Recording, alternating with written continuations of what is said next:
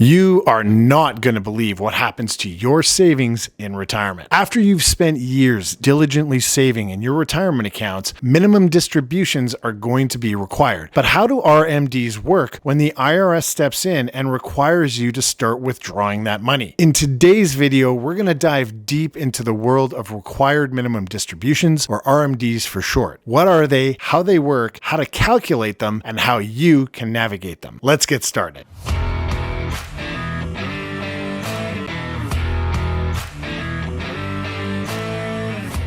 So what exactly is a required minimum distribution, or RMD? Essentially, it's a mandatory withdrawal that you have to take from your pre-tax retirement accounts once you hit a certain age. We're talking about traditional IRAs, simple IRAs, SEP IRAs, pre-tax 401ks, and even Roth 401ks if they're still in your 401k plan. These are distributions that the IRS forces you to take whether you want to or not. In fact, I put a complete list of accounts that are subject to the RMDs in the description below, along with some helpful links to the IRS website with some more information if you want to dive deeper. However, the big moment generally comes at age 72 when these required minimum distributions kick in. Unless, of course, you turn 72 after December 31st, 2022, in which case it's when you turn 73. Now, how much are you going to need to withdraw? Well, that's determined by the IRS Uniform Life Expectancy Table. They look at your account balance and your age